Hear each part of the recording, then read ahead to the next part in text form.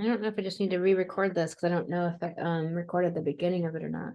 Oh yes, okay. I think I got the beginning of it. Good. Just like recorded a half an hour and I'm like, oh shit. All right, y'all. Thanks for bearing with me. There's a few techno glitches here.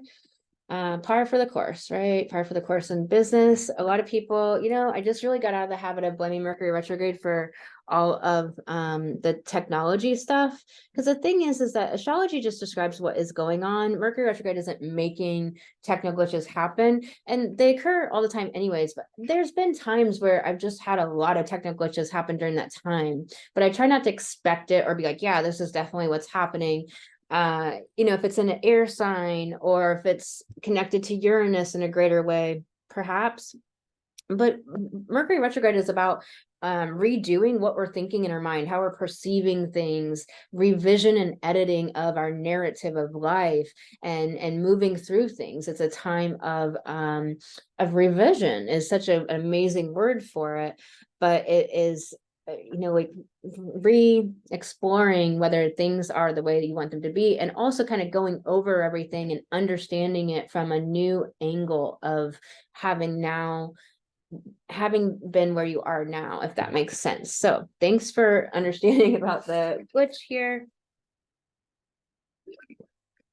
And let's get back to this powerful new moon. It's really about like elevating ourselves to the next level of our ability to create into the world. Like the word manifestation is used so poorly in the culture, but if we use it as just like making things material, materializing things into the physical realm, and that could be your new sense of confidence within you. So you're materializing a sense of being. So it could be something as seemingly non-concrete as that. And Virgo tends to deal with the concreteness of life, but you have to think about scheduling and time and putting things into a calendar and being orderly and organized. Those are all things that we make that construct in our mind first, and then we make it into the tangible reality. So we still have to realize that it's the Pisces Virgo axes when we're talking about Virgo, and Virgo is so much about the healing and our health, like, and what are we healing? This trine to Pluto, healing the patriarchy and what it's done to us, lifetime after lifetime of being dominated and suppressed as a woman, or just the feminine within our culture, babies being killed in China, women being tortured and raped and their bodies mutilated, taken as slaves and as concubines and as chattel, just to produce heirs and offspring that can then go into the fields and work, that can then be yet another slave for dominators. And we have to realize the patriarchy is not this great word because it's conflated with men, unfortunately, even though that's the costume that the patriarchy came in for so many centuries, so many millennia. But really the patriarchy is depraved people, narcissists, psychopaths, and sociopaths. Is a percentage of the population. They tend to get into positions of power in some way, like meaning like managerial roles, CEO roles where they can have some sense of authority over others, cops, psychology, psychiatrists tend to have like this God complex. Psychologists too, could be that role of a psychologist, of way to manipulate people. But any, doctors, dentists, any position where there's an influence over other people, where you can dominate, control, and get things from people, is where these people tend to land and tend to move. They also, narcissists, psychopaths, sociopaths, tend to have a real confidence and a belief in themselves because they don't really have a conscience. They don't have that guilt issue going on inside because they don't feel pain the way other people do. And that's the thing, is we have to get rid of this fake guilt isn't helpful. You can know that I could improve something without feeling guilty. And that's why I was talking about really getting real about all those pockets of guilt within yourself, or noticing it whenever it comes up and be like, whoa, I want to eliminate this. And do you have an actual technique that releases guilt from your system? People think dancing and moving and chanting and whatever really releases emotions. It's not that it can't, but it's not really a specific technique that releases emotions. I teach that Why is it so powerful? Because it actually changes your life and helps you accomplish everything you want to accomplish and be a powerful woman in this world when you are not puppeted around by your emotions, but rather you are in mastery of your emotions.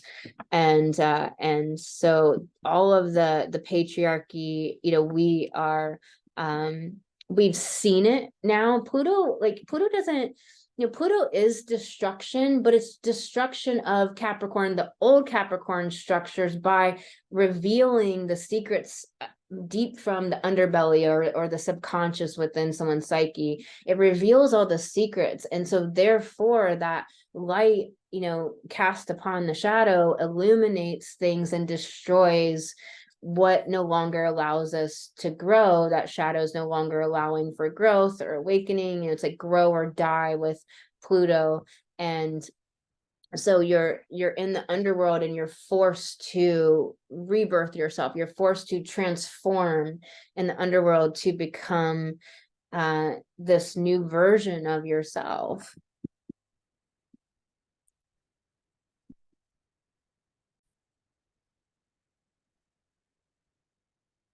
So this trine to Pluto is this harmonious aspect, allowing us to heal the shadow and shit and pain from our own suppression in our lives, from the culture and society, our own socialization, to toe the line of the patriarchy in millions of ways that really devalued ourselves, made us color in between very specific lines, didn't allow us to creatively self-actualize. This Venus and Juno and Lilith, stellium and Leo, creatively self-actualize our own soul's desires for our life, for our expression in this life, for our gifts to be made real. The suppression of that, like thinking, you work some job, you have some family, you go to college, you get a career, like this program that is life, and how that stopped our soul from actually invoking our creativity into this world, which is what it's really about, is making art into this reality. And so remember that this is making something tangible with this new moon, where a lot of new moons are visioning and seed planting. This is the last two new moons are like popping stuff out into the reality. Make it real, make it tangible, pop it out there. You got to take action, but remember you're co-creating with the divine. Nothing gets here without the divine. And that co-creation, that quality, you are divine, right? So this Earth grand trine with Uranus, all about an individuation, all about the society awakening. It's at 22 degrees, it's at 23 degrees, the last moon, which was the Pisces full moon. It's co-present here. It's in a conjunction with Jupiter, loose conjunction. And Jupiter expands anything. So Jupiter's accelerating the awakening of Taurus, the divine feminine, within all of humanity, awakening the simplicity, awakening our valuing ourselves as humanity. It's awakening our knowledge of our resourcefulness, of our gifts, our talents, our skills. It's all Taurus type stuff. So Jupiter's expanding that individuation of us in society and culture, and this awakening of people in society. So, and the thing is that you never stop awakening once you awaken. This is also, really thinking for yourself and being separate from the consensus status quo and what you think is the way. There's no the way. And that's the whole thing about this Pluto and Capricorn is this distorted, like there is the way, and you have to work hard, and all of these programs, we have to recognize the programs. And I hope you've been dismantling them from within your psyche. You're a powerful woman. Don't let these programs run in your psyche. I find one every once in a while, and I'm like, oh my God, I've been like running this program and just letting it be there, like really keep acting in my life as if that whole program is true. And it's not where I want my orientation of where I act, where I think, where I narrate my life to come from. Because Virgo is very analytical, analyzes everything. It's very internal, analyzing everything that it's doing so it can improve upon whatever that is. So we have to realize that This is trying to prove upon something that we've been building, growing for a long time. With that Leo new moon, we really popped things out into the reality. And so whatever we were kind of creatively self-actualizing there and making real, like this Virgo moon is coming along and kind of improving upon what we've made tangible and real, and making more things tangible and real that we've been working on for a long time. We have this yod from Neptune to, and then just finally, Mercury is gonna, in 3 degrees by tomorrow, go direct, by September 15th, by the next day after this new moon, go direct. And then you're going to be kind of cleaning things up for that shadow period until the 30th of September. And kind of look at things, look at what you built, look what you made, look what happened. And it could be very internal. Don't always look to the externals to be like something happened. It could be very internal about your growth, where you're changing, evolving, transforming, etc., where you're stepping into greater ability to own your no, greater parts of empowerment in any area of your life. This yod, a yod is a finger of fate. It's a finger of the goddess. It's the goddess, the divine, pointing here and saying, look here, do this, think about this. A sextile between Neptune and Uranus. Let me just clear this out. There we go. The sextile between Neptune and Uranus is making a yod to the south node. And so the divine pointing to the south node saying, hey, look here, the south node, all about cleaning up and learning the archetype of Libra. What's the conscious aspect of Libra? What's the unconscious, the shadow of Libra? Shadow of Libra is codependency, people pleasing, not speaking your voice, being afraid, worried about what everybody else thinks, being afraid to speak up and own your no because you're afraid of what people will do, thinking that anything that you perceive as inharmonious means conflict, like conflating things not being perfectly harmonious. And then what is the definition of that? Like, yes, in music, but is it not harmonious when cars are going 10 different ways sideways on the highway, but nobody wrecks? Like, that's pretty harmonious, actually, even though it's like pretty like, oh shit, what's happening, and hoping everybody lands not on each other, right? I mean, you've had those moments in life where everything's moving and all these seeming contradictory or wild directions all at once, and seemingly chaos is happening, but everything is fine, actually. And so it's, again, remembering Neptune, the divine, and Neptune's collective consciousness here at home in Pisces.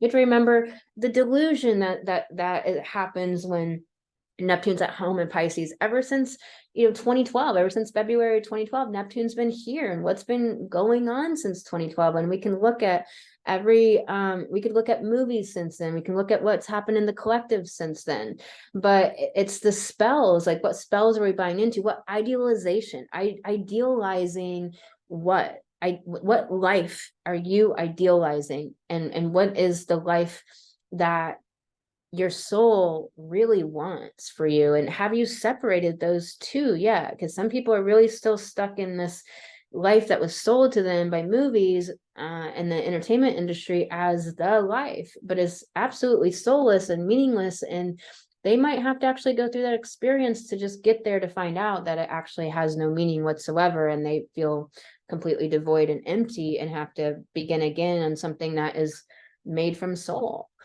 And Uranus about individuating from the status quo, Taurus, status quo, Taurus, the fixed earth, all the toad in the well syndrome, like you can only see this much, like, oh, this is the way it should be. It's kind of like all of the supply chain issues. When we had all those supply chain issues, I was like, where am I going to get like my tea? Like, I found my good stuff, and like everybody had to like figure out and get a new olive oil. You had to get a new honey. You had to figure out other options and be resourceful. And this was really good to kind of break up the fixity within the collective on things where it's like, we need to be resourceful, which is Taurus. And so it's like awakening to our own resourcefulness, awakening to the skills and talents and gifts that we have within us. This is also inventiveness and innovation, Uranus. And it's also disruption to the economy. And why? Because everyone's waking up and claiming their own power. So it's a disruption to the economy for liberation, which is Uranus. Uranus is liberation, liberating what? Taurus, liberating money, liberating the value system from what? Trying to Pluto, from the patriarchy, from the dominators, from the depraved people, the narcissists, psychopaths, and sociopaths that have been running the helm before now. And pointing to this yod to the south node is like, stop overthinking. It's not saying go overthink. It's saying stop doing the shadow expression of the Libra south node and start doing the positive expression of it, which is compassion, community building, partnering, and we have to remember here that Lilith is, says we don't partner unless it's equal, like demanding equality and partnership. Who has access to you? Do they deserve to be in your life? Do they deserve to have access to you? Do you value yourself, Taurus, that much that you just don't let anybody just talk to you off the street? Like maybe you have to talk to people to kind of figure it out in 5 minutes, or figure out in an hour or 2 hours. Like, don't take weeks and months and years to figure out if someone's like really a shithead, it's that sort of idea. And so this south node Libra is also like justice and fairness and balance. And so it's like this justice for the divine feminine and soul and the collective consciousness. Also, it could just be the absolute delusion with people, having the breakdowns and just overthinking like crazy. And the thing about Uranus is it's a breakdown to break through. It's the lightning that came because like nothing else worked. Like Uranus comes in when nothing else works. I tell people, try to listen to the whisper and the scream, because otherwise you get the Mac truck. Some people, I don't know what it is about their chart, but they don't necessarily get the Mac trucks. And, but like they don't really evolve at the highest levels either, because they're not doing it themselves, and they're not forced to externally from external forces. And so it's either internal or external forces where we're like forced to evolve and grow, and we can really stay in the old status, the old status quo, which is also this Taurus, like the old status quo. Libra is a politician, it's a chameleon. And so if you're doing Libra well, we must integrate that Aries axis of autonomy, powerful, courageous, independent, sovereign self within partnerships, relationships, how we relate to the world. Are we relating to the world from this powerful way of soul, of individuation? It's like this new relating to the world, and this new moon has all of this going on during this. So really important stuff here. We're going to get into sun sign horoscopes and all of that soon, but this is really an opportunity to elevate, to bring things into the reality. It's so powerful. Let me just add some aspects back in here. I gotta get going.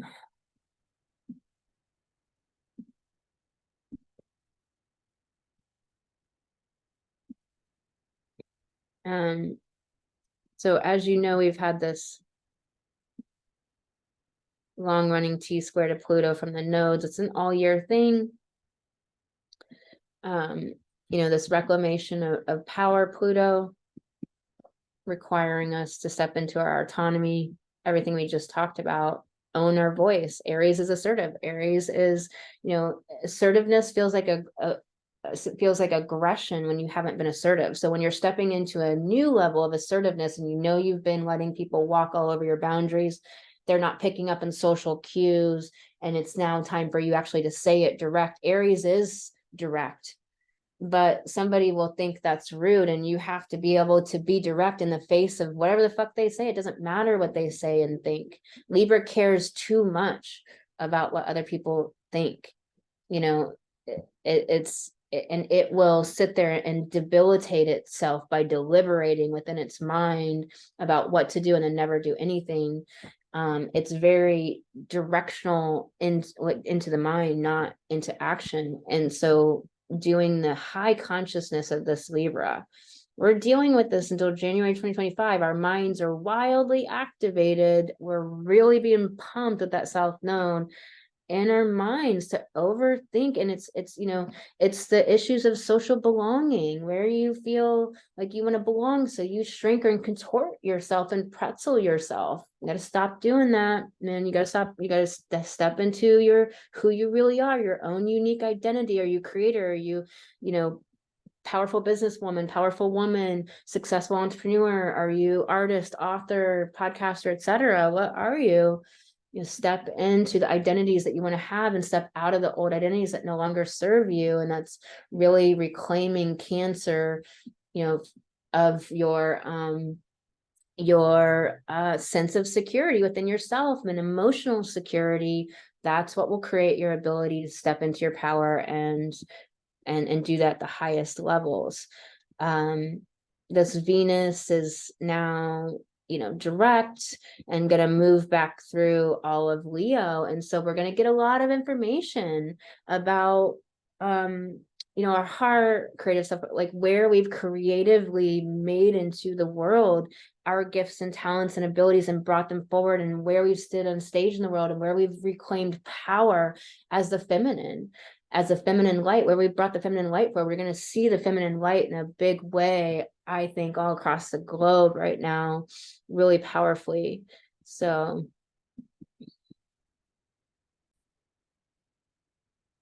all right, let's get into the sun sign horoscopes for everyone.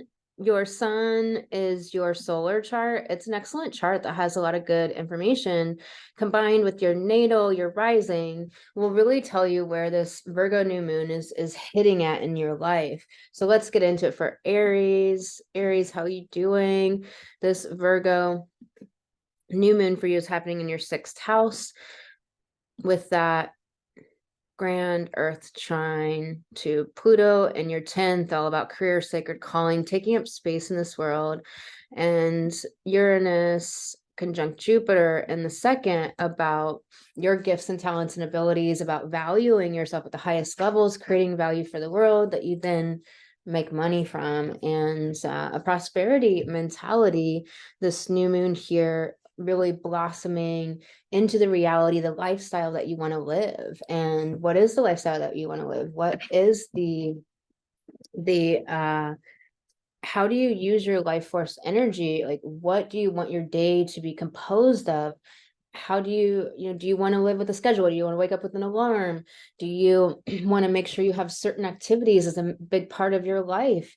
Do you have fun and adventure and rest and restoration time? Do you have stimulation and novelty and growth and all of that? So really choosing your lifestyle here with Mercury and your 6th gonna turn around and turn direct there.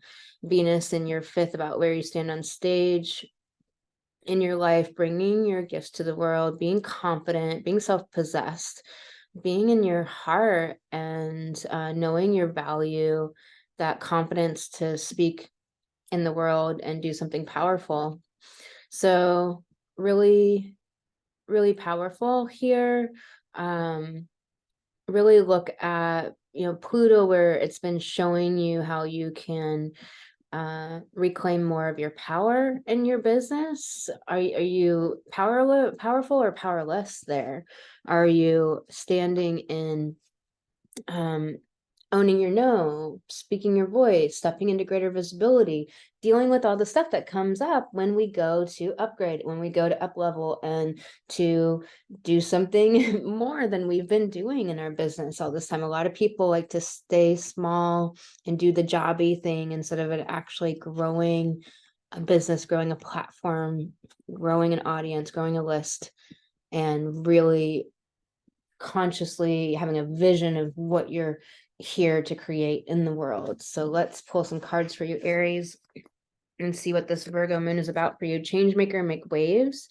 Really about stepping into your power as a change agent in this world, knowing that you do affect the quantum field, that it does ripple out into the world, the things that you do, and that you can actually make impact right now. So why are you waiting to make impact? A lot of times we wait, we think we have to have a certain amount of money or a certain amount of time, and that's just simply not true. There's companies that like give away, you know, one pair of shoes for every pair of shoes that is bought. You could do that with courses. You can there's so many things that you can do. So really think about the impact that you can have right now for people that maybe were in situations that you were in, that you really care for that, and would really like to help people out of that. You got shift to new potential, which is speaking about all of the possibility and all of the invisible realms that can just form into what you're working to create in this world. And it's about preparing the pathway. It's about your frequency, your vibe, how you're coming to the table. It's about believing and taking action and working, co-creating with the divine.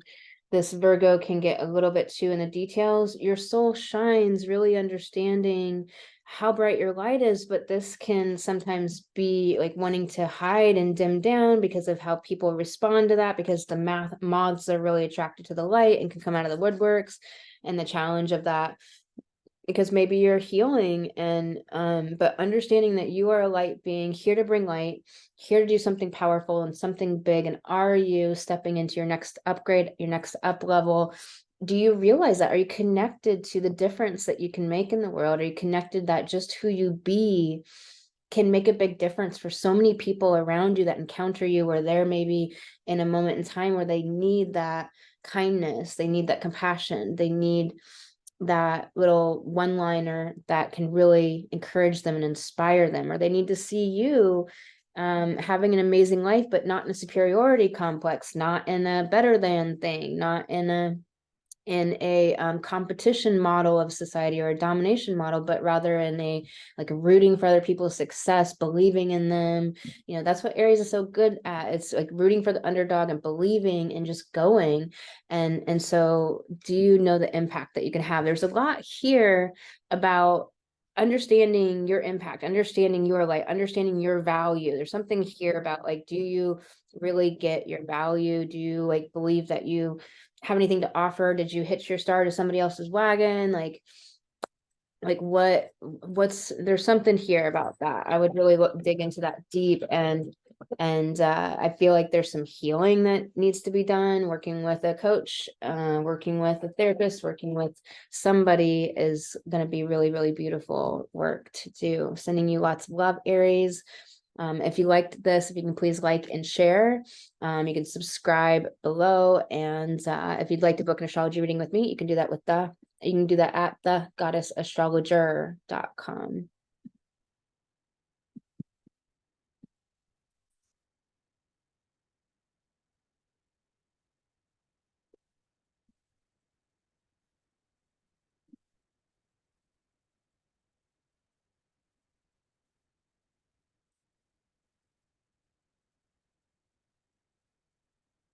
All right, Taurus, this Virgo new moon for you is happening in your 5th house of standing on stage in your life, bringing your gifts to the world. This could be about your children or having children. This could be about having a new love and romance and that whirlwind, that connection. But this is about the procreativeness of life, like creative self-actualization, meaning you have gifts and talents, and you're standing on stage, being confident, being self-possessed, being understanding what you offer and being able to stand powerfully in the world. This comes into our dynamics of wanting to feel special. This is about being in the heart. And this is this grand trine to Pluto about the wounds and what's been revealed in your power as an expert, 9th house, as standing in your power, understanding your philosophical and metaphysical concepts about your place in the whole and the whole itself, and how that all comes together for you.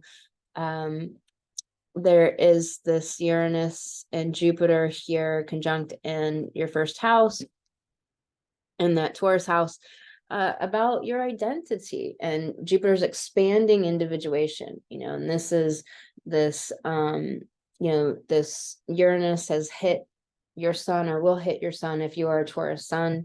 And very much it depends on how long it hits your sun for. I had it for a really long time, but it is an awakening. It is an individuation from breaking free from the past, breaking free from the control of fear, breaking free from the things that you kept doing because you didn't find a way or take the risk of just diving in to develop who you are. There's always some reason that might have looked like a really good reason. And usually the universe has to push us sometimes, and that's a Uranus type thing, or you get struck by lightning and then you got to deal with it. It's a breakdown to break through. And so there's a lot of this going on in your first house here for a while, about individuating from the consensus status quo. You probably spent most of your life trying to fit in, but how much of your life have you spent embracing that you just don't fit in, embracing your differences, embracing the uniqueness of who you are?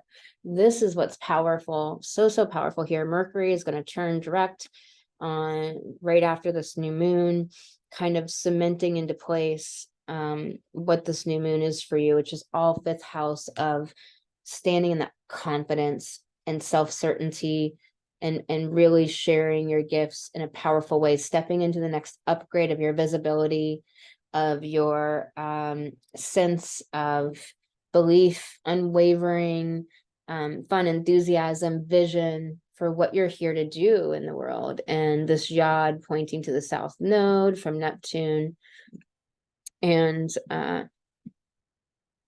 Uranus. This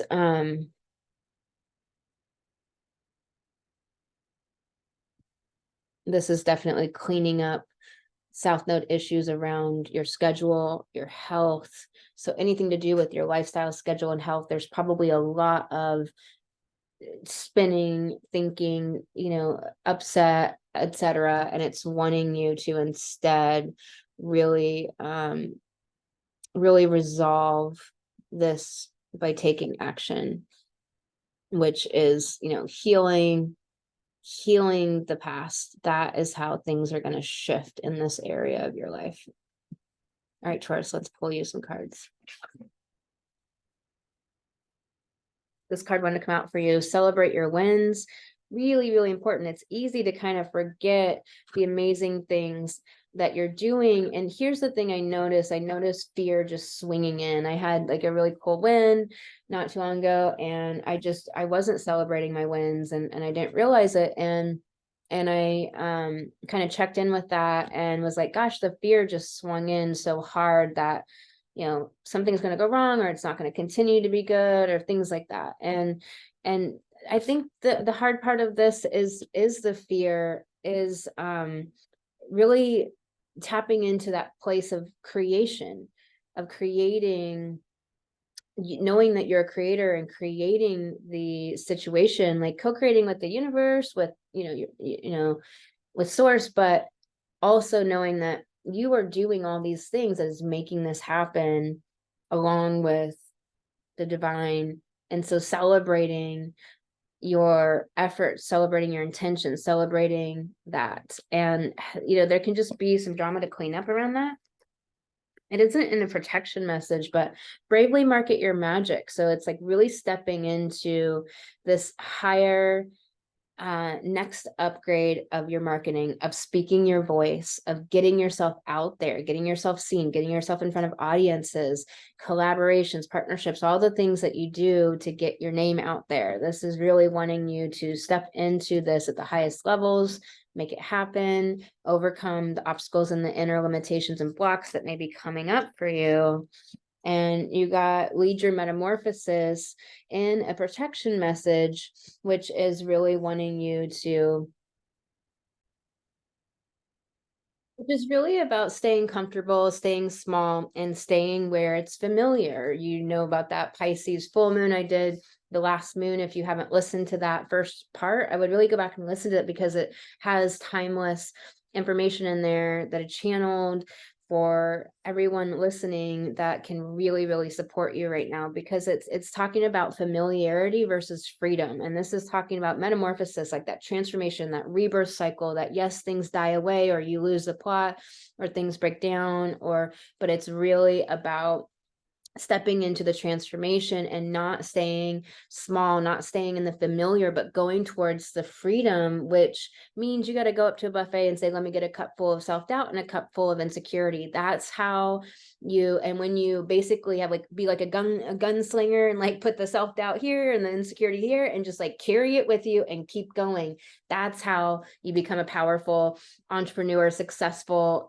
This is how you keep up leveling and upgrading. This is how you keep stepping on stage, doing things that make you like, oh my God, like so anxious and butterflies and all of that, and just keep going. Like step into the powerful woman that you are. That Taurus, depending on how much Taurus you have, it can be fixed earth. It's the most fixed of all the signs because it's fixed earth, and it can be fixated and fixed on the wrong things or for too long, and it can kind of hoard even like your comfortable experience of life. Like this is my right olive oil. This is my right tea. I can't ever branch out to another grocery store. But when you do, you find so much amazingness that you never knew existed before.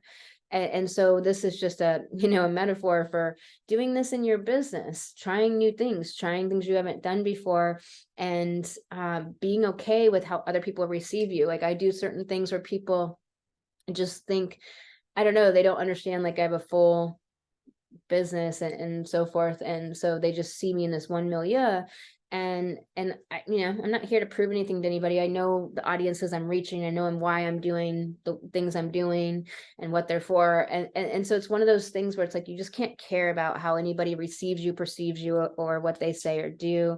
You really have to believe in yourself and allow for that death and rebirth, and stop trying to stay safe and be comfortable. It's in protection. All right, Taurus, sending you so much love. I hope that this message was helpful for you. Please like and subscribe. If you subscribe and hit the bell, you'll be notified whenever the new moon and full moon videos come out. And also, if you'd like to book an astrology reading with me, you can do that at thegoddessastrologer.com.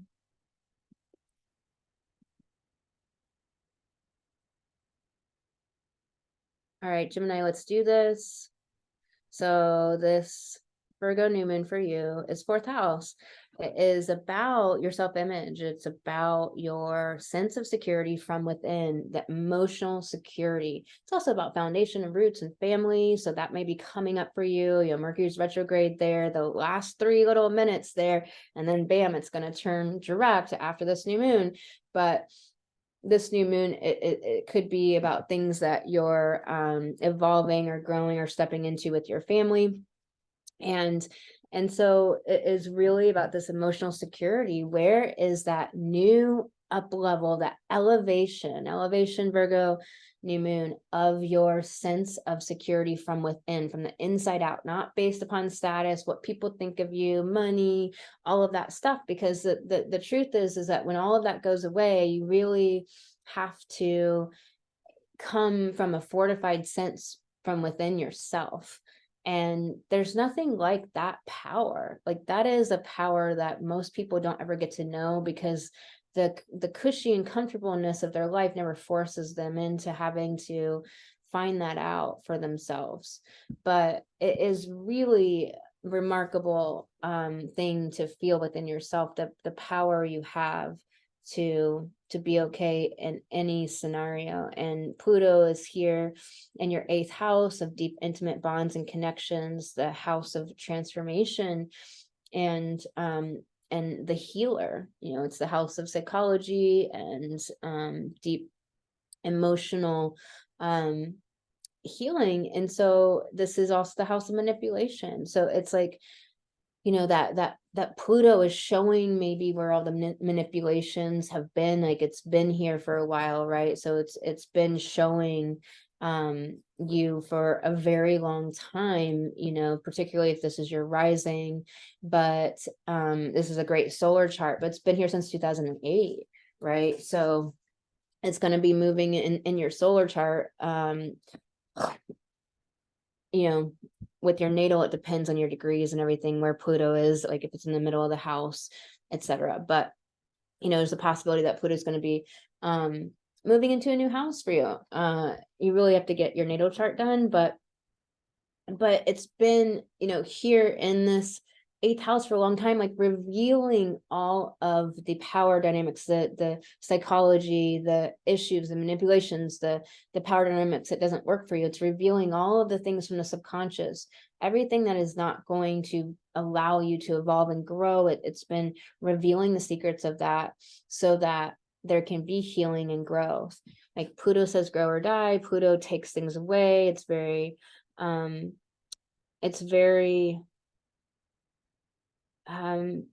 like destruction with a purpose, destruction for a cause, so to speak. And this grand earth trine to Jupiter and Uranus in the 12th house about healing, about past lives and that trauma from past life after past life. I mean, if you think about his story and how much war and murder and death and control and depravity and stealing and domination and taking from others and colonization and everything that has gone on the planet. I mean, how many people's past lives are great? You know what I mean? It's like there's so much healing to do, and the past lives that you are meant to deal with in this life. Some people have access to all of them, some people just the ones that pertain to this life, but there's a set of your past lives that pertain to this life that you are meant to heal. We are in the time of the great healing. We are meant to come usher in the Aquarian age, to midwife the Aquarian age from a new place of wholeness, of healthiness, of healed, all that trauma and stuff healed from within. Then we actually create a new world because we're not looking through the lens of our trauma again and again and again and again. So we have this opportunity. Uranus is about breaking free from the past, breaking free from conditioning. And so it's all of this, and really think about the psychic energetic realms, this 12th house. So like, are you empowered on the energetic realm? Are you empowered on the psychic realm? Because that's the thing about having gifts, is people can bully you energetically. They can just jut their energy into your energy field. You know, people do a lot of stuff in the energetic psychic realms. And also as a psychic, you could just be getting a lot of information that you have to deal with. And so just looking at this, also there's this yod to Neptune in your 10th and Uranus here in your 12th. And so very much, you know, pointing to the South Node, healing in the 5th house of where you stand on stage, where you're confident, bringing your gifts to the world, family, children, all these areas. What healing do you need to do? Stop thinking about it and actually resolve it and heal it. It's really, really important, like to step into your autonomy and your power in that area of your life, because the South Node here is about where the codependency is and all the Libra shadow stuff is, which I talked about in the first part really deeply. And also in the last video too. 11th house, all about individuation and stepping to the Aries North Node and taking action. All right, Gemini, let's pull you some cards. If anything, if you liked anything in this video, please like and subscribe. If you subscribe and hit the bell, you'll be notified whenever the new moon and full moon videos come out. What does your soul say? This card is all about getting out of the ego and the mind. We talked about that just now, and really moment to moment following your intuition. Here's the things that the mind can swing in a nanosecond. So are you in the practice of working to hone your intuition and get better and better? Because we must navigate this world with our intuition if we're going to really deal and handle the technology that's advancing well. And if we're going to evolve as a species, we're going to have to navigate with our intuition to be able to discern truth from falsehood. It's also asking you to stop making decisions from your ego self, stop making decisions from your wounds, stop making decisions from all of these places within you that are unhealed, or want somebody to do this for you, or want connection, or want love, or want to feel special or feel safe, or whatever it is for you. That self-inquiry of what is that for you, like where have you been making decisions from? Most people have a lot of decisions that are money decisions. They're not actually any decision about money technically, but the decision they make is a money decision, because they're like, should I do this? Well, money calculating. And really getting real about that is so powerful for a woman to start getting real about, is your decision a money decision? Are you not doing things or doing things because of money? And instead, like, where can your decisions come from this empowered place? You got the card Rise, which it just came, it's like it wanted to jump out. It's wanting you to step into an upgrade, into an up level, to believe in yourself, to step into a higher level of empowerment. Stop letting yourself be disempowered. Stop letting yourself be in the victim part of you in any topic. And it's wanting you to be in that whole healed place within you that knows your power. Like, have you, reprogrammed your subconscious beliefs? Like, I am powerful. I feel powerful. People see me as powerful. Like, have you reprogrammed that? So you got the spark of creation too, this card all about that passion with which you're doing your business. And it's like doing everything based on soul, like living your life on soul directives, rising up to step into your empowerment, to speak your voice, to put yourself out there in the spark of creation, of like putting your work into the world, doing your next project, stepping into your next level of visibility. Do the thing you're scared of. You got this. You can do this, Gemini. So powerful. If you liked anything in this, please like and subscribe. And if you'd like to book an astrology reading with me, you can do that at goddessastrologer.com. Sending you lots of love. All right, let's do Cancer. Cancer. Virgo New Moon for you is in your third house. This is the house of your mentality. It's the house of your local environment, the stores you go to, the communities you're in, and the places where you live or you habitate most of the time.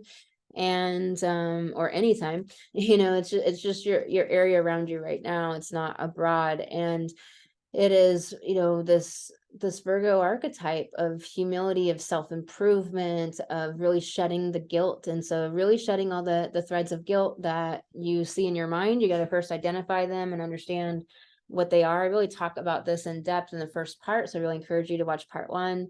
Mercury is going to go forward here right after, and just as a caveat, some people are really only watching their sun signs. You're not going to understand your sun sign as much if you don't watch part 1. So I really encourage you to watch part 1 first before you watch your sun sign, because then you'll understand your sun sign horoscopes at a depth that I don't go into that much depth here, because I've already done part 1. So this Mercury retrograde is going to go for direct right after this new moon. It's like 3 degrees and it's going to go direct.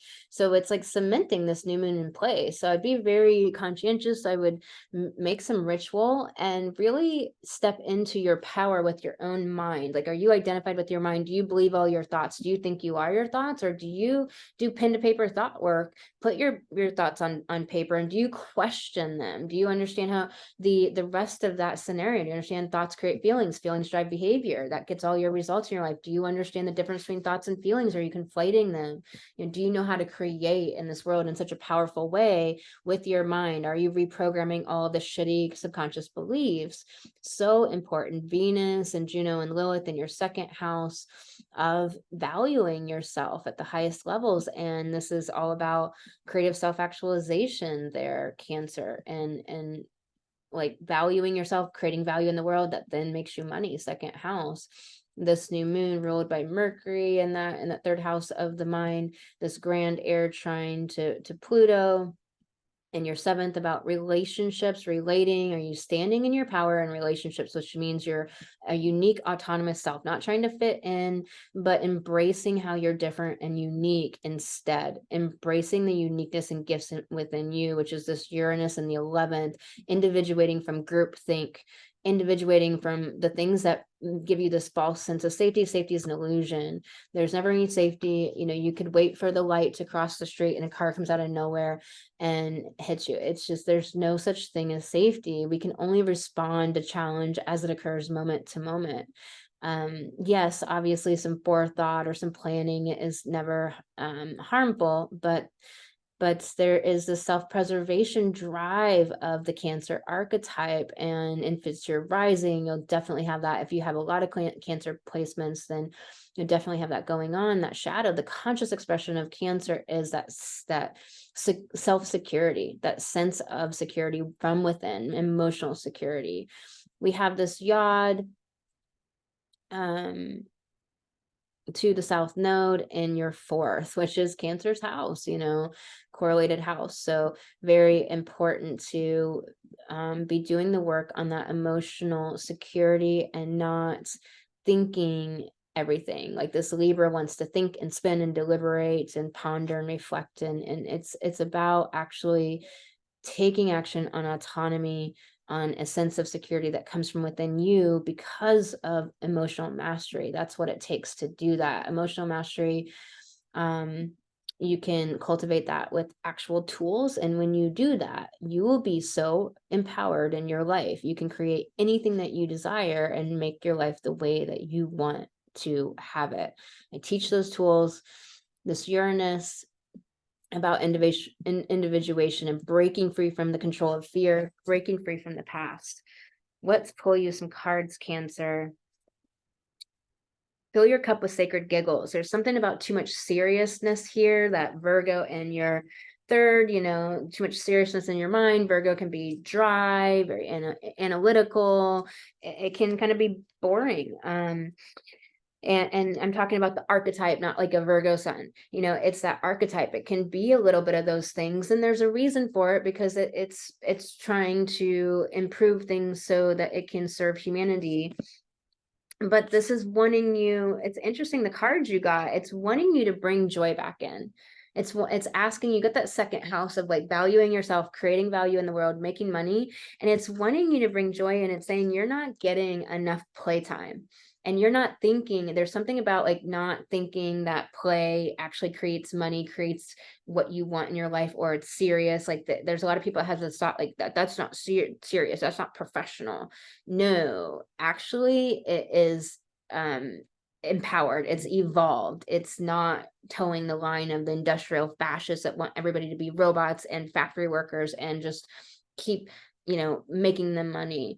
This is about your passion and your joy and the things that light you up and give you that light that just burns out into the world with the beautiful gifts that you're bringing to the world. Beating your artist came up of like, what are the things that feed your light, feed your joy? What nurtures and supports you? I know for me, I got to get a good night's sleep. I got to. So even if like I couldn't sleep that night, like I got to figure out how to get a good night's sleep. Every once in a while I have to deal with it, but like I make sure I get enough sleep. Otherwise I'm not going to be able to do this, also. I make sure I have all the nourishment, the vitamins I need, like make sure like things are clean and organized. It makes me feel better. It makes me able to tap into creativity. I have, structure and organization in my life because that allows me to be creative and flow with whatever wants to come in, which sometimes is really just a flood, and I can't handle the flood if everything's disorganized. And so I've got things like tight, and this is a Virgo new moon, so you could really implement that organization that could set you up to be the artist, be the creative, flowy in the moment, all of that. Or maybe this is saying you need to get looser and paint and let your hair down and like really create and be messy and be in the mess of it and go skating, go swim with sharks, like jump out of planes, like do something fun, like get out of your boxes, have some adventure. Like don't do the same old things in life, like watching movies and going to church and like come on, man, we're here to have an adventure. Like have an amazing life, have a life that somebody wants to write a book about.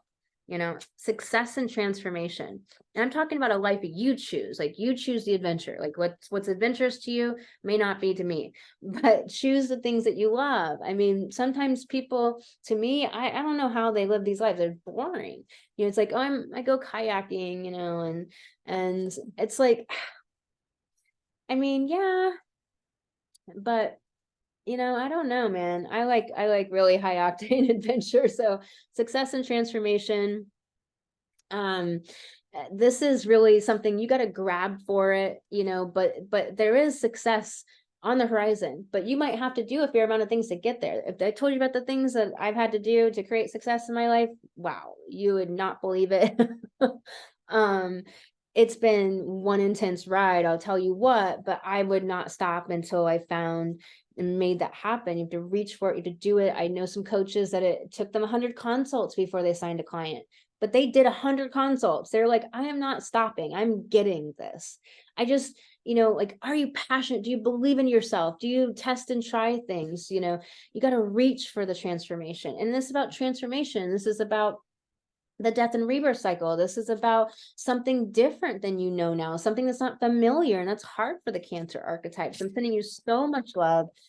Have some fun, play. If you liked anything here, please like. If you subscribe, you'll get notified when the new moon and full moon videos come out. And if you hit the bell, you'll get notified. Sending you lots of love. If you'd like to book an astrology reading with me, you can do that at thegoddessastrologer.com. All right, let's do this.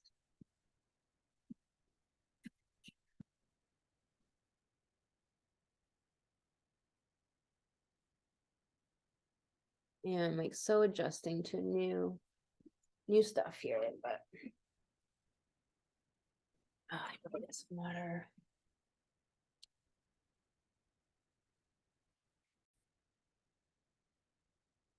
All right, let's do this. Man, I love lemon oil so much. All right. Leo, let's do this, Leo. So new moon in Virgo, and the second all about valuing yourself at the highest levels. New moon with Mercury going to go direct. If you're not watching part 1 and you're only watching your sun sign horoscope, I'd really encourage you to go back and watch part 1. The reason why is because I go deeply into the astrology, channeling from the universe and my guides, and it'll make your sun sign horoscopes make so much more sense and be a deeper reading for you because you understand everything about the astrology that I went deep into. So this new moon is really planting the seeds of like the value that you bring to the world, knowing your gifts, your talents, and your abilities and skills, and then bringing value to humanity that you then make money off of, this prosperity mentality. So there's a rebirth here, an up level, an upgrade. Where are you at with this? This is making something real in the world, helping humanity. Are you doing something to help humanity? Pluto here in the 6th house, about reclamation of your power in your day-to-day life, your lifestyle. What's the lifestyle that you want to live? Like freedom and flow, and maybe things that you do. Like, what's the lifestyle that you want? This is about health. It's the house of your day-to-day activities, and really serving humanity, like really improving the self to the nth degree. And so Pluto is revealing all of the things that don't work for you so that you can change it and step into greater empowerment in with Uranus in your 10th, cohabitating, co-present there with Jupiter. And it's about this breaking free from the past of how you think business is supposed to be done, or that you think that getting out of the corporate world and going into spiritual business means you won't have money. Like, if you think like that and you let your mind indulge in those thoughts, that's what you will create. But as an entrepreneur, you're responsible for creating money. But if you put so much pressure on yourself, it can really shut down creation and the creative self-actualization, that Leo energy. So there's some stuff there that can like break free, the Uranus break down to break down to break through that, around your sacred calling, this new elevated view of that, this way of looking at it, where it's like, what are you doing in your business? How do you want your day-to-day to be structured? How do you want that to look? And bringing your gifts to the world that then make you money. It's really interesting setup you have here. And then the south node Yod to Uranus and Neptune, wanting you to break out of any areas of idealism and not being real or escapism when it comes to like romantic partnership, when it comes to transformation and escaping and not like going towards the changes that you need to make, when it comes to your psychology and subconscious stuff and emotional healing. Like, are you going to be the healer or the manipulator? Are you going to be manipulated or healed? Are you going to be the one that sets the precedent for what you allow emotionally in your life, like not allowing emotional abandonment in your life, not allowing emotional betrayers and so forth. So wanting to really not think about things with that Libra in the third, but to take action, heal the issues of that third house, which this is really calling for mind management. So if you don't know about mind management, it's about pen to paper, doing mind work with pulling the thoughts out, separating thoughts from feelings, and creating what you want to create in this life, solving problems.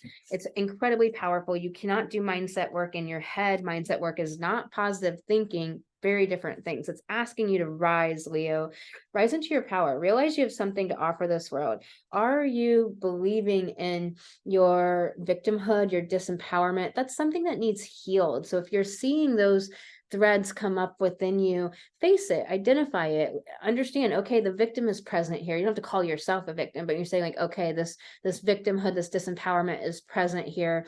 I need to heal this. And how can I move forward to do that? That is exactly the work that I help women with. And you got follow through on your visions, on your dreams, on your goals, make that shit happen. Do the next upgrade in your business, step into greater visibility, book the speech. You've got to step into your power, light in the unexpected. That yin yang sign is really talking about how there's always that dot of black in the white and that dot of white in the black, how there's always the good, the light in the darkness, that when there's like all this darkness, what are you alchemizing? How do you alchemize that situation to your benefit?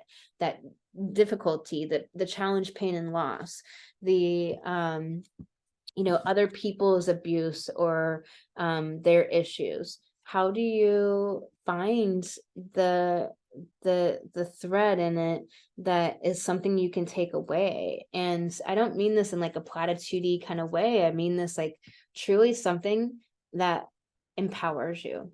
Sending you so much love, Leo. If you would like to if you liked anything here, please like. If you subscribe, you'll be notified whenever the new moon and full moon videos come out. Please subscribe. And if you'd like to book an astrology reading with me, you can do that at thegoddessastrologer.com. Talk to you in the next moon video. All right, Virgo, this new moon in your first house. Then Mercury turns direct.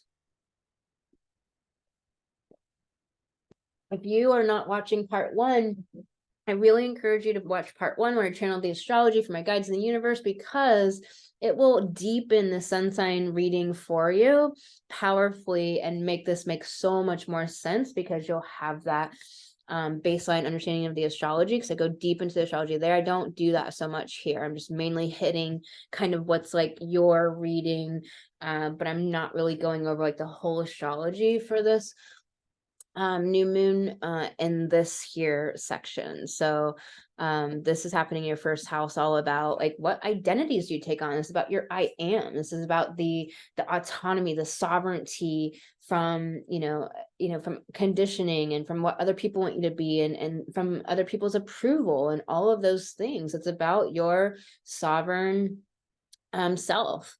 This is about your identities. Like, you may have taken on identities at one time that served you at that time, but often we get 10 years down the road and we're still under these identities that aren't who we actually want to be anymore. Think about who you want to be and take on that identity. You want to take on the identity of creator, of successful entrepreneur, of powerful woman, etc. So understand there's this grand trine. This is about popping things out into the reality. This is about our power and standing on stage in your life, 5th house. So where do you stand on stage? Where has Pluto been revealing the weaknesses, the cracks and the fissures in the cement of your confidence and your willingness to put yourself out there, to believe in yourself, your belief in yourself, you're how are you bringing your gifts to serve humanity? And this is about this reclamation of power here, that you can stand up here and reclaim your power to have more freedom and liberation, which is this Uranus co-present here with Jupiter, really conjunct to Jupiter in Taurus in the 9th house, about being an expert, standing, up as a leader. This is also the house of, travel abroad. This is also the house of removal of ignorances. This is the house of being the traveler, the gypsy, the adventurer, mentally or physically.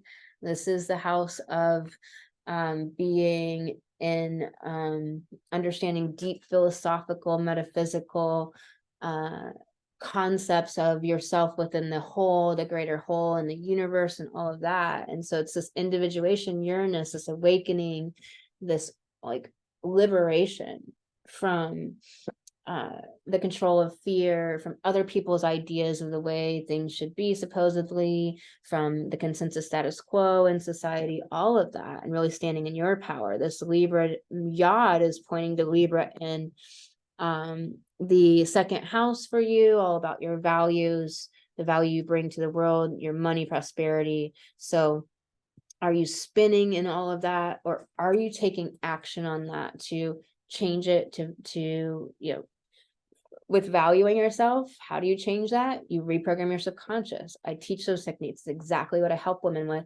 Women I work with, we absolutely transform them where they are now just walking in the world, feeling valuable, knowing they're valuable. It's not even a question for them anymore because of the deep subconscious reprogramming that we do. So incredibly powerful. So don't think and ponder and reflect.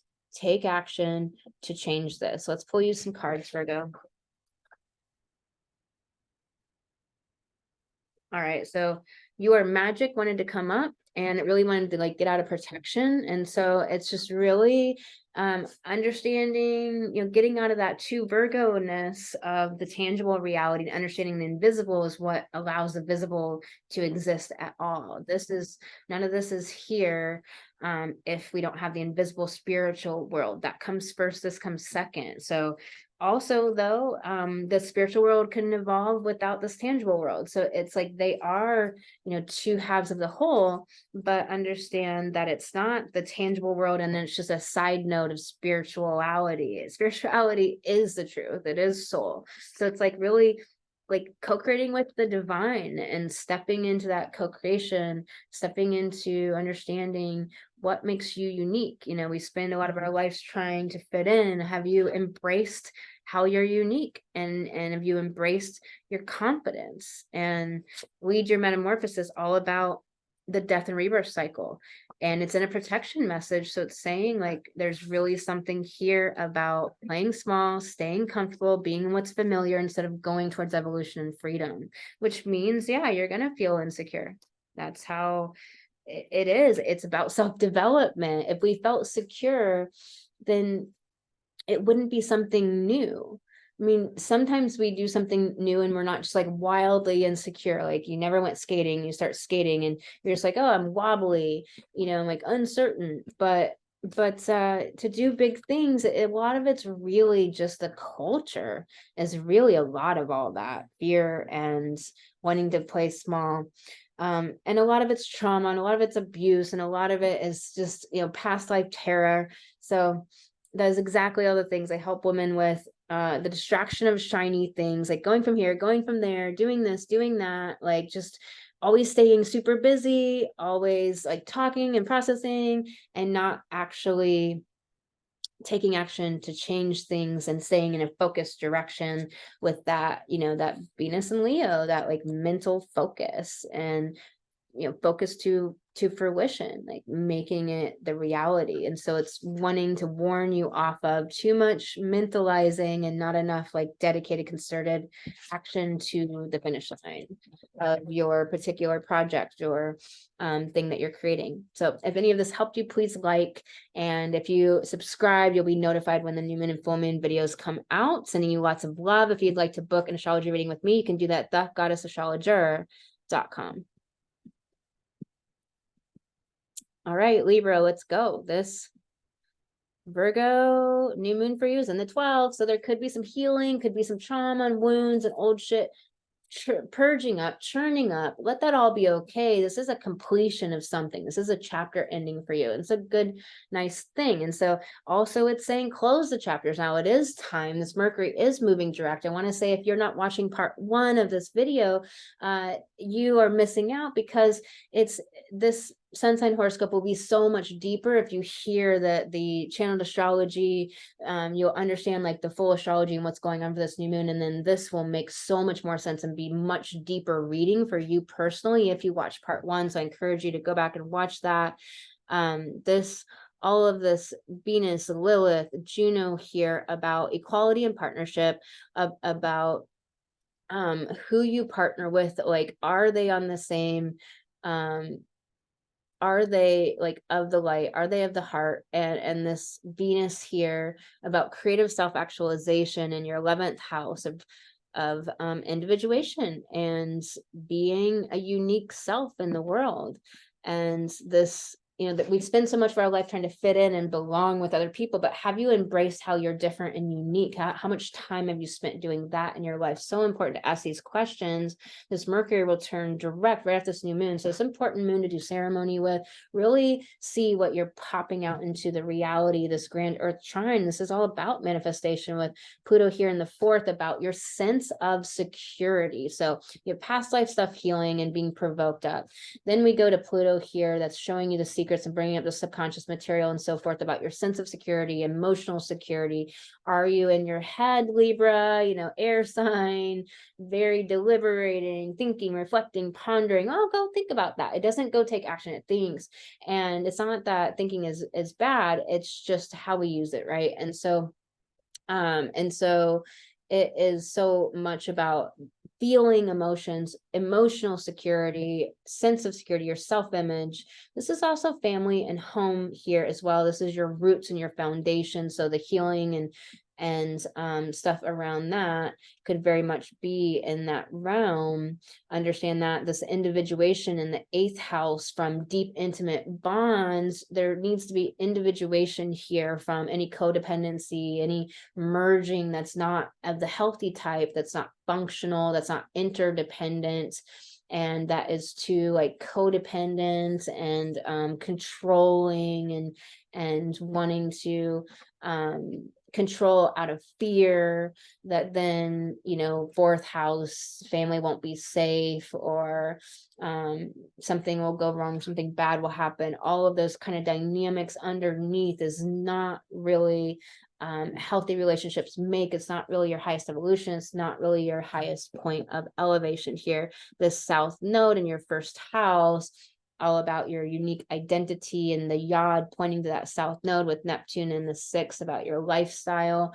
Is your lifestyle supporting the identity? What are the identities you've taken on? Maybe you took on some identities with like a health illness, or as a single mother, or as somebody in poverty, or somebody who's trying, or somebody who's working hard, or somebody who's trying to figure it out, or somebody who's on a healing journey, but those identities really no longer serve you. Have you taken on identities or considered identities like creator, author, podcaster, YouTuber, content creator? Have you considered identities like alchemist, like powerful woman, like successful entrepreneur, like change maker, and really taken on those identities, orientating from them, not just like, oh yeah, calling yourself that as a label, but actually stepping into that identity and acting in the world from that place. Really different. Let's pull you some cards, Libra. What wants to come up for Libra? Cut the cords of doubt. So that 12th house definitely going to churn up, and that 4th house, a lot of that like subconscious material. 8th house, I mean, you have the grand earth trine in all of the water houses, very much about the deep subconscious nature from childhood, from past lives, your sense of security in the world in general. It's wanting you to cut the cords of doubt. So how do you do that? How do you handle fear on a day-to-day basis? Are you regulating your nervous system? Are you changing any sort of nervous system issues that you may have or that have dealt with? Like if there's PTSD or things like this, how are you handling the self the self-development that it takes to be an entrepreneur, that you're always developing yourself, that you go up to a buffet and you basically ask for a cup full of self-doubt and a cup full of insecurity, and you kind of gunsling them, strap them into your belt, and you got to roll like that. And that's what you do. And you step into the next project, the next thing, and you just get out there on stage, and you got to do it. And that's how you roll. You got, as an entrepreneur, as a successful entrepreneur, you got Welcome the Divine Masculine, which is about this yang action in the world. You know, how are you showing up in the world? What's the energy of that? And are you in the toxic form of it, of I just got to go, I just got to do, like mindless running around and hurried and busy and distraction of shiny things? Or are you really like in this certainty and in this space holding and in this like co-creation with the universe and acting in the world and showing up in this powerful way? You got to get back to the elemental, which is really in this protection message of like needing to ground, ready to get good sleep, good food, the vitamins, you know, take care of yourself, be a fully resourced woman. It's in a protection message, so there's resistance there. Maybe some energy work is needed, maybe to release some emotions that are in the way, maybe some emotional blocks with this. Like, what is in the way of grounding and getting back to the basics of life, so that there's a solid foundation, that Pluto in the 4th. All right, Libra. Chat fun. All right, if you liked anything here, please like this video and subscribe. If you subscribe below, then you will be notified when the new moon and full moon videos come out. Sending you lots of love. And if you'd like to book an astrology reading, you can do that at the goddessastrologer.com. Cha-cha bonbon, what you doing?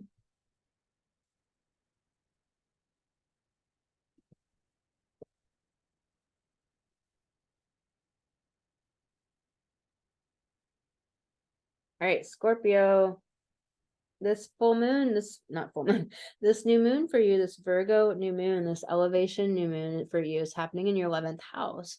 This is the house of individuation, breaking free from the past, breaking free from control and fears, house of building your audience, collaborations, groups, friendships.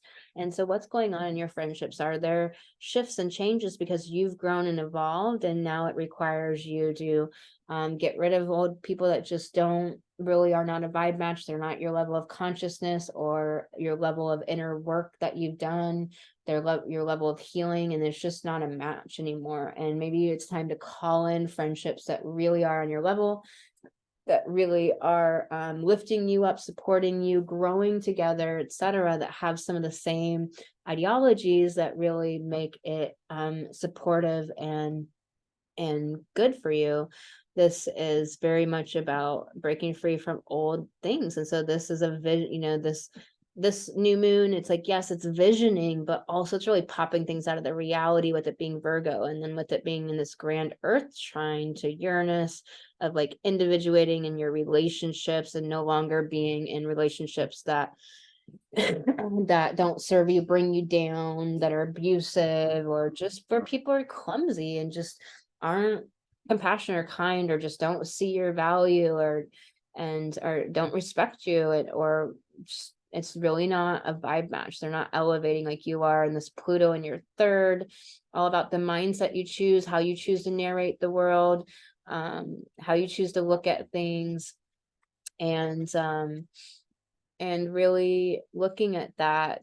This is Pluto like revealing the subconscious material around this, but also giving you a chance to implement a new way. And this is definitely about your relationships, your how you relate to people as well, like individuating, liberation from places where it's holding you down, holding you back, shrinking, you're contorting, you're not really stepping into your highest power. You got this creative self-actualization, Venus and Lilith and Juno in your 10th, about partnerships of equality. This yod to the South Node in your 12th house of healing all those past life things. Stop spinning and thinking, but take action to do the healing work. Healing work is very specific tools and emotions work. This is the work I do with women to help them completely be in an empowered place and heal the old junk completely. There's real techniques that work. A lot of people just sit and do mental masturbation and therapy, you know, cognitive behavior therapy, and never actually heal anything. Yes, unpacking it or talking about it could help. Having somebody support you or witness you or just listen to you drone on could help. Yes, there's like mirror neurons and positive things going on. Ultimately, if you're not working with emotions and doing real techniques that work to heal, you won't be healing. And that's the thing, is this is not about mental masturbation, thinking and reflecting and pondering and processing. It's moving into actually doing the healing work. There's a yod here with Neptune in your 5th house of where you stand on stage, sextile to Uranus. So it's like, you know, pointing to this south node and let me just clear this up in the 12th. So very much, you know, bringing your gifts to the world require this healing here. Mars and Libra there. Mars and Libra can be confused about what action to take. And so the action to take is to heal, and heal with real techniques that work, not mental masturbation processing. It has its place, but it doesn't actually help you to heal. All right. This is Uranus in your 7th, so a lot of stuff around relationships. All right, Scorpio, let's pull you some cards. All right, Scorpio, got the now. So very clear message of meditation, presence, getting out of the mind, getting out of the spinning and thinking, deliberating, pondering, reflecting, calculating, tabulating, all of that, and getting into what's real for you right now, getting into the essence, getting into your feelings. Are you feeling, you know, Scorpio is water, but it can be, it's fixed water. So it can be stuck emotions, frozen emotions, Scorpio. And limitations inspire innovations. That is so much about anything that feels like a block. You know, how can you step into resourcefulness that you never knew you had? Because I was blocked in ways, I developed, you know, my methods that I teach that are my proprietary methods, you know. So it's one of those things where it's like, are you seeing only the negative of things? Are you inspired? Are you understanding your resourcefulness to create amazing things in your life? Can you transform and alchemize the challenge, pain, and loss into your power in this world? Can you just do little micro pivots and really create something beautiful? Nourish the sacred feminine in a protection message that's really wanting you to connect in. The sacred feminine is inward. It's gathering inward, to listen inward, listen to your intuition, listen to that channel, listen inside to what you need, and cultivate that relationship with self. It's so important, that deep, intimate bond, and that takes feeling emotions, which is the only way we can evolve. And that Scorpio archetype is simultaneously resistant and avoidant to change, and thrives and desires it. It's an interesting archetype. If you like this video, please like this. And Scorpio, if I didn't tell you, if you haven't watched part 1, that will allow your astrology reading, your sun sign horoscope reading, to be so much deeper, because you'll actually understand the astrology and all that. I don't go over that again in each individual sun sign. And so I really, so you'll really understand a depth, and your sun sign horoscope will be so much more powerful if you watch part 1. So I really encourage you to do that. If you liked anything here, please like the video, please subscribe, and you'll get notified when the new moon and full moons come out. If you'd like to book an astrology reading with me, you can do that at the goddessastrologer.com. All right, Sag, this Virgo new moon for you is in the 10th house, all about sacred calling, taking up space in this world, leaving a legacy. This powerful woman legacy, this awakened, evolved woman, this change maker. And this is about popping things out into the reality. It's Virgo, it's earth. It's tangible reality. It's grounding something into the reality with this individuation in the 6th house of your lifestyle, your day-to-day life, your health, improvement, breaking free from the past, breaking free from from guilt and all those threads of guilt in the psyche that just don't serve you, that aren't true, that are based upon the masochism and the culture. That is what our creation story is based upon, is masochism. When we all can wake up from this, I know it can be a little hard to wrap your brain around if you're not understanding, I don't have time to like go into depth of explaining that, but I talk about it in a lot of places in my work.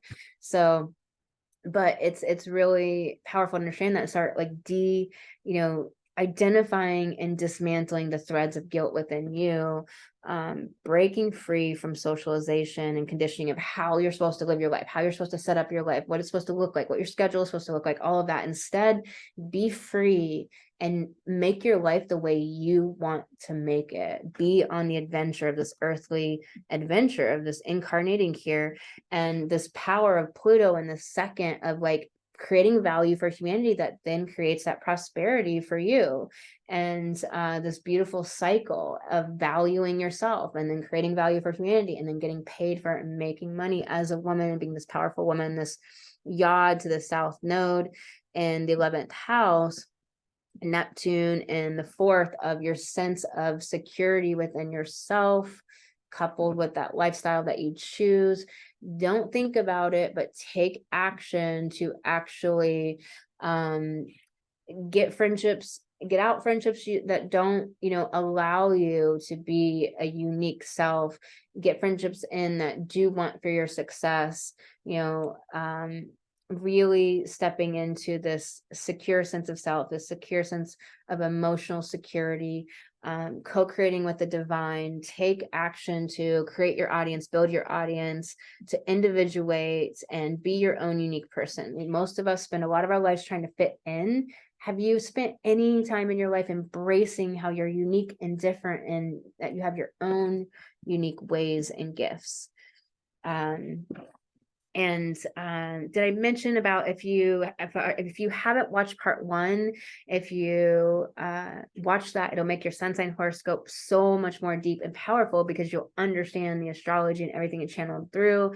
I don't go over the astrology in depth again for each sun sign horoscope, so I just go into that. So manifesting and doing, either you're manifesting, wanting spirit to do everything, and why isn't it coming to me, and just expecting and waiting, or you're just working your ass off and not like letting the divine come in and doing that co-creation. And so it's wanting to remember to do both, like take action, we must, but also like, are you taking action from intuition? Are you listening to the pulls from the divine? I mean, there's so many times where I just got, my guys, I just like, I'm told, like, I just am told I know to go talk to this person, and then it leads to this and it leads to this, and it's like a weird situation where I almost have to chase somebody down, and I'm like, I look like a crazy person, guys, but it ended up like being this and this and this, and it was like, yep, supposed to do that. So it's like being willing to really co-create with the universe, understand the power of the divine, that it's not all the tangible reality world, and it's not all the divine world just waiting for it to come, which can be some of the pitfalls of the spiritual community. Success and transformation, you got to reach for it, you have to take the action for it, but there is success guaranteed. But do you believe in that? It's also about your beliefs. So have you done the subconscious belief reprogramming work? That's what I work with women that come in and just have zero like value in themselves. They don't have self-worth, and they walk out from the work we do together like just without being a question anymore. They just value themselves. They just know their value. They hold their spine up straight. They're confident. And it's just night and day different. It's not even a question anymore. It's just not there anymore, because I have real techniques that work. So it's reaching and doing the inner work that it takes to believe. And it's not like you just have to muscle through it. No, there's actual techniques that just change it.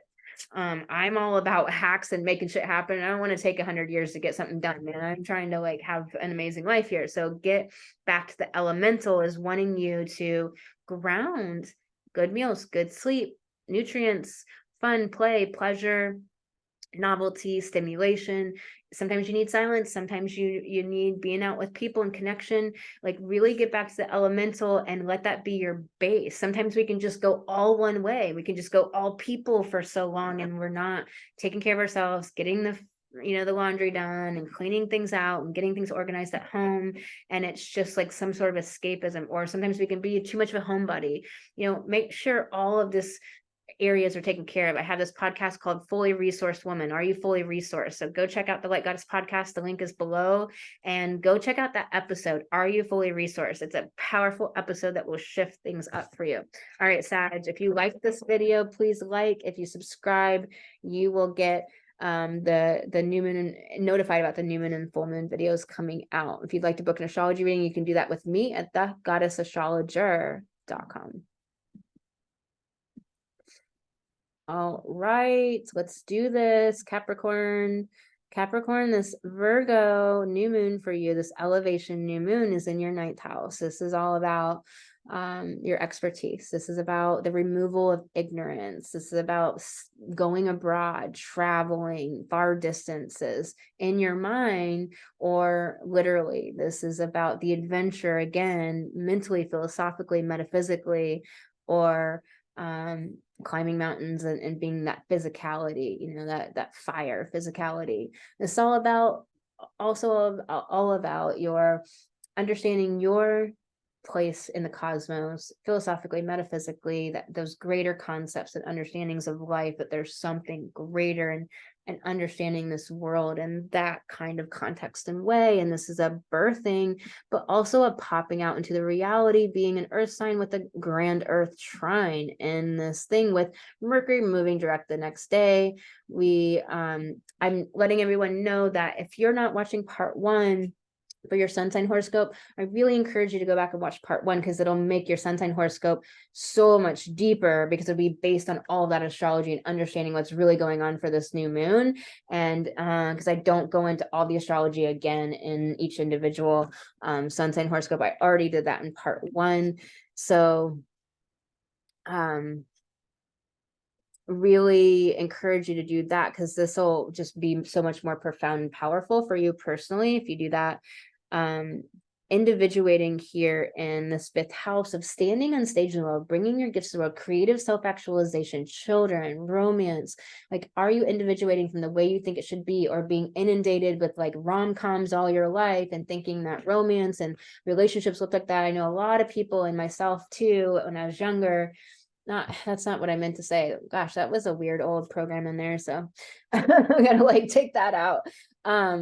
But I don't really buy into age and all that bullshit, so I was like, really weird. But anyways, when I was coming up, like, I had a really big thing, and I've seen this with a lot of clients, where it's so focused on getting the partner, just want the partner, and it's just this weird, almost unconscious drive, like, I must have the partner, must get the partner, I gotta be, like, never being single and spending some time alone and individuating, being your own unique person.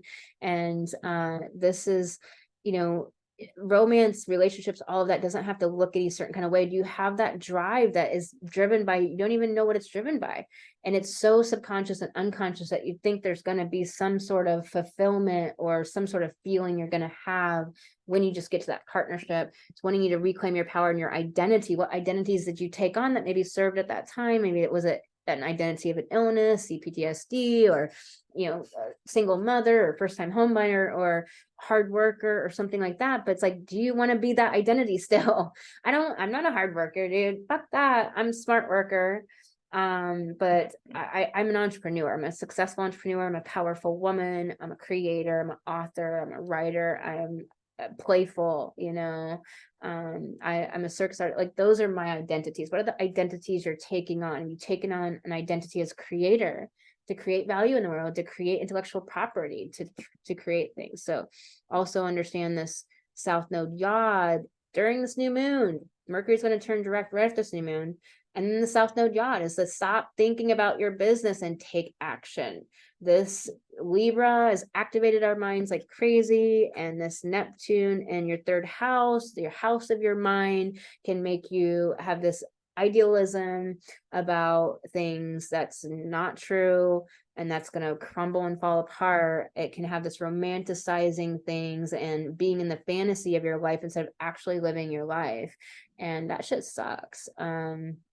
So I really encourage you to step into your expertise, step into your authority, be the powerful woman, and really choose the identities that you want to be. All right, what cards want to come up to you? Ambush fear with your dreams, with ferocious dreams, wild dreams, dreams like this. Ferocious dreams means like so filled with passion, soul on fire, just can't be stopped, like indomitable, unplacable, like just absolutely on fire with your vision and what you're doing in this world and your powerful why you are doing it, beyond like underneath the cars and the money and like I want to make impact, but like something more powerful under that. I'll tell you, I've been looking for how to like really push sometimes when I need to, and what like is a more powerful why than what I've had so far. Like I have all these big philosophical metaphysical whys that are like, yeah, and they're great, and they are unique. Actually, they're unique to me personally.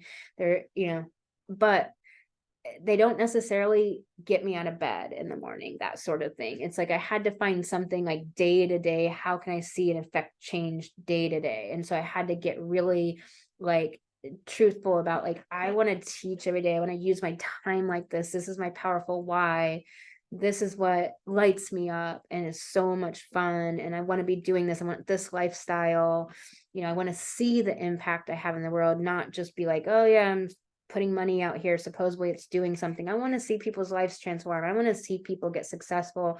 I want women to be successful. This is my work in the world. So really think about that to help overcome the fears. And also, do you have a real way to deal with fears? There's real techniques that work. Find your sacred flow of yes. That's exactly the work I do with women. Find your sacred flow of yes. Like, what is that? Are you flowing, or are you trying to think out every little step of your day? Are you so measured? Are you so time preoccupied with like the timing of it, blocking all of this? Or can you just flow with your intuition? We have to navigate this world with our intuition. We got to turn up the volume on our intuition. We got to stop letting the mind dominate. We've got to get into our body. We got to feel our way through this life and get into the sacred flow and thinking about it as such, the sacredness. Like there is something sacred about Virgo.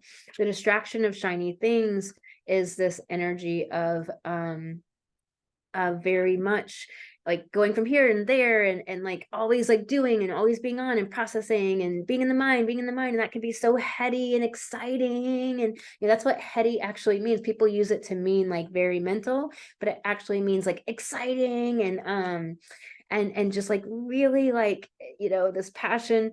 And so it's like, can you be like really understand that this high of the mind, like it might feel high and feel good, but it's not really going to serve you ultimately. It's also going to like do a disservice ultimately if you're ignoring your navigation system, if you are not slowing down and having like stillness, being a fully resourced woman and having all the things you need in life, pleasure and connection, novelty, stimulation, but slowness, time to putter, time to just be, to let things go, to play, to do art, to meander. So really important, Capricorn. If you like this video, please like, and if you subscribe, you'll be notified when the new moon and full moon videos come out. If you'd like to book an astrology reading with me, you can do that at thegoddessastrologer.com. All right, let's do this, Aquarius. I didn't forget you just that one time. Okay. I couldn't believe that I skipped over you. I'm so sorry. Okay. Anyways, this is it was 2 moon videos ago. Okay, so this is the Virgo New Moon here. And if you haven't watched part 1, I really encourage you to watch part 1. The reason why is I go deep into the channeled astrology there, and this sun sign horoscope is going to be so much more profound for you and so much more like activating. And if you already know that and have that baseline of that astrology, Mercury is going to turn direct right after this new moon. And so it is very much popping something out into the reality, less so than like a visioning new moon. It's like really making it real. It's really like setting something into motion. But again, Virgo's a very yin feminine sign. This is going to be very internal, setting a new behavior forward, setting a new orientation to how you're orientated in life. You're orientated from your autonomy, your power, your voice. Like, no, I always speak my voice from now on. Or no, I never people please. I never, like whatever it is, it's something that's very internal, most likely. But it's still popping that out into the reality. It's like, this is how I act. This is what's driving my behavior. This is how I do things now. This individuation in your fourth house, individuating from the things that made you feel safe. This is about a sense of security, emotional security, your roots, your foundation, your family. And so it's like breaking free from the things that may have felt safe or familiar, which is all just an illusion, but are keeping you stuck and keeping you in group think, keeping you towing the line, keeping you staying small, shrinking, contorting, not actually stepping into your power as a woman. And your power is right here in the 12th house of Pluto, been showing you things, bringing up all the junk, past life stuff, the wounds, the trauma. There's a completion wanting to happen here as well. This is really wanting, as Pluto's going to move into that first, it's really wanting to have a completion of understanding spirit is infused in everything. That spirit makes life. It's not the mind. It's not the tangible reality first. It is the spiritual reality first. Both like are resolving as a whole. Both are needed to coexist, but it is that spiritual reality. And we have this yod to the south node here with Neptune in the second, all about your value, valuing yourself, prosperity, money, the value you create for the world. And so this Libra South Node is very much like wanting you to get out of your head when it comes to being an expert, when it comes to being a leader, standing on stage in your life, when it comes to your big concepts of life. Get out of your head and take action on that. Take action on removing the veils of ignorance. Take action on educating others, being the expert in your business, in your life, and standing on stage and getting out there and being that powerful guide, mentor, healer, etc. Stop thinking it and really take the action to do it. All right, Aquarius, let's pull you some cards. You got light in the unexpected. It's that whole yin and yang sign that there's not really anything that's ever just like purely truly dark and light. And we'd like to do the Scorpio thing of like say that that's the truth and it's all or nothing, black and white, very like extreme way of thinking. But it's really like there's always like something that is birthed from everything, right? It's like there's always a shadow in the light. I mean, just in the light, like you have the fact that we're humans and we're evolving and we're clumsy or we're ignorant or we're whatever it is, or we make mistakes, or we have our own desires and things, or we can't be supportive in a moment, stuff like that. But more than that, it's also just that in the dark, there's always something you can alchemize. You can always take the challenge, pain, and loss and create it to your advantage. All of the low lows of the ascension journey, you can really work with that. First of all, you want to keep making the low lows less and less and less problematic in our life. Notice them when they're happening, understand what it is. But you can also really take something from them and make that useful in your life, turn it into content, help somebody with it, help yourself with it, etc. Like look for the threads of the good, like keep a list of all of the amazing things going on in this world. Sometimes we can get really bogged down with all the depravity going on in the planet, like all of it being turned up to the surface. The thing is it was always there. I heard someone say recently, like, the world's broken. No, the world isn't broken. This is what it is. This is the earthly plane. This is the incarnation. There's a lot of people doing dark, and that's what we're here to change. It doesn't ever change, but it was never not there. It was just more undercover. Now we're like, thankfully people are finally seeing it, because that's the only way they're ever, it like takes that extreme sometimes to get people to wake up.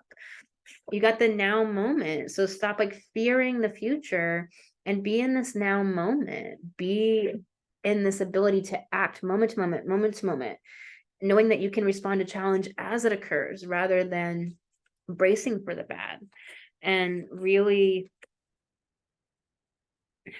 being in this powerful presence right here, right now, because that's where you have the power to pivot, create change, say the thing you need to say, being fully here in your body. And it's not the easiest when we're talking about psychic gifts and intuition, all that. You got limitations, inspire innovations. And that's the whole thing about Aquarius archetypes. It's all about innovations, the future, inventiveness, uniqueness, quirkiness, eccentricity, being different, being, unique. It is about like, how much of your life have you spent trying to conform or fit in? And how much of your life have you spent like embracing how unique and interesting you are? This is supposed to be unity through diversity, not unity through conformity. And if you're an Aquarius rising, you probably have embraced that. But if you're an Aquarius sun, you're meant to, and you probably haven't, unless you have some other Aquarius planets and placements. You might be towing the patriarchal line. And it's really important to step into your power and stop looking at limitations as limitations. Yes, you may want to change it or get out of a situation, etc.,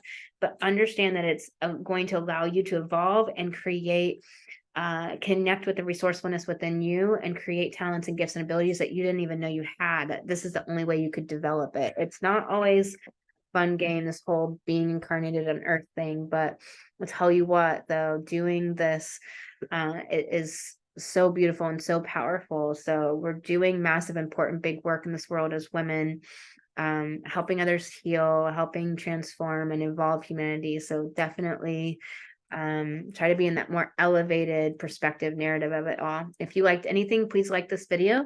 If you subscribe, you'll get notified about the new moon and full moon videos when they come out. They'll pop up in your feed.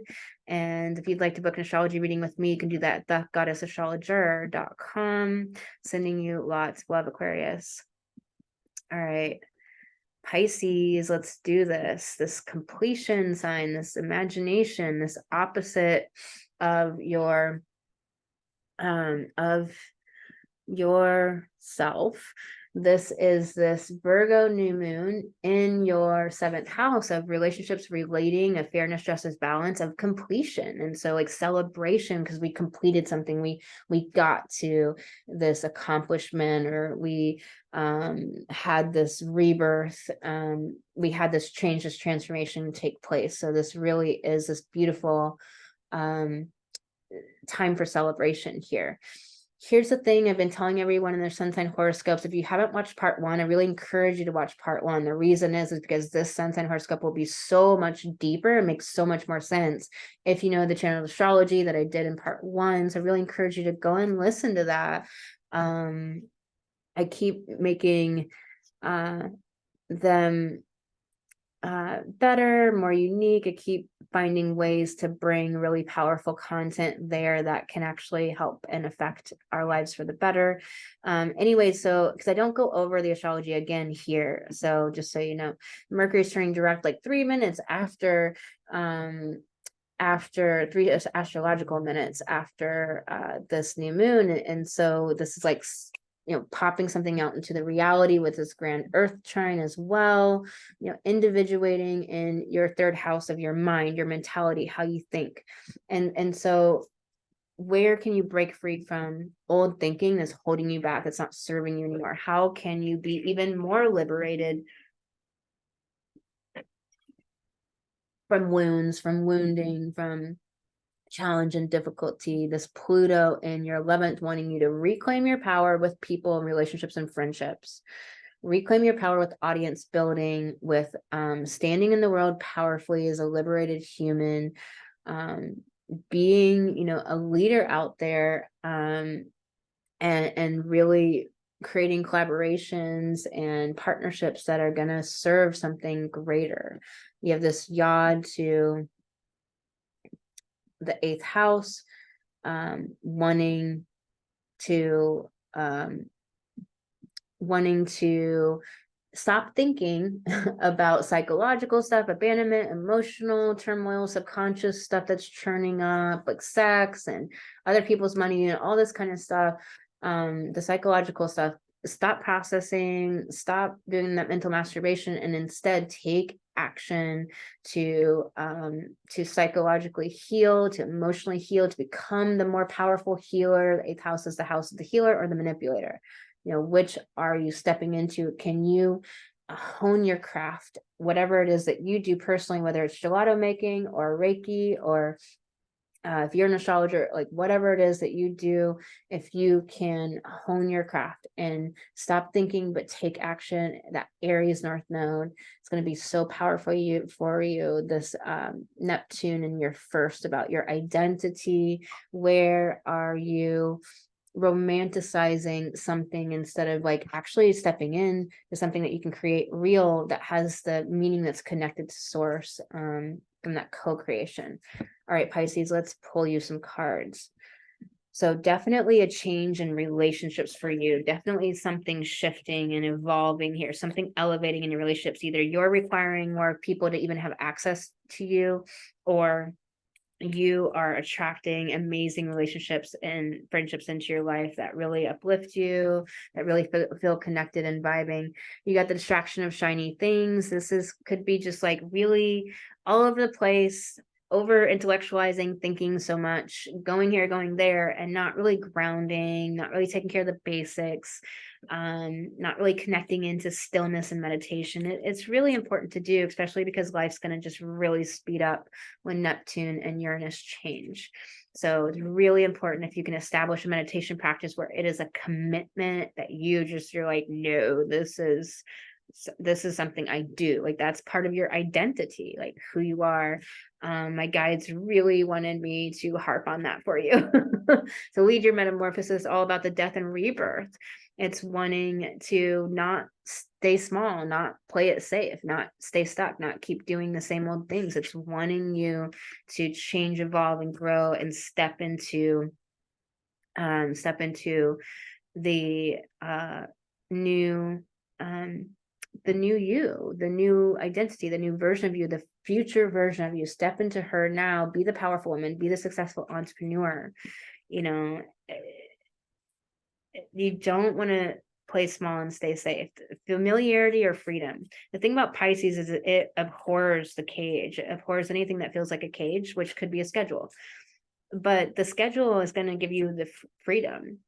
Do you see how it kind of like, it's like, in the schedule, you get to do the schedule, not in how society says to do it, but in the way that you want, the way that you think is right for you. Raw intention is not about having this neat, orderly, tidy Virgo intention of like this exact way. It's about something, the essence of it, how you want to feel. It's about letting it be messy. It's being in the creative process, being in the exploration of it moment to moment. That's what business is. It's all figuring out, exploration, experimentation, play, and fun. And if you can approach it like that, it'll change your life and your business. It'll change your joy factor. And pull one more card for you, make it a mission statement for your soul. This card is saying to stop wanting this overarching grand purpose and really just stick to the day-to-day, moment to moment. What is my intuition saying? What is my soul saying moment to moment? All right, Pisces, I hope that helps you. Please like this video. If you liked it, like it. And if you subscribe, you'll get notified whenever the new moon and full moon comes out. And if you'd like to book an astrology reading with me, you can do that at thegoddessastrologer.com. Sending you all so much love, and I'll talk to you on the next full moon video.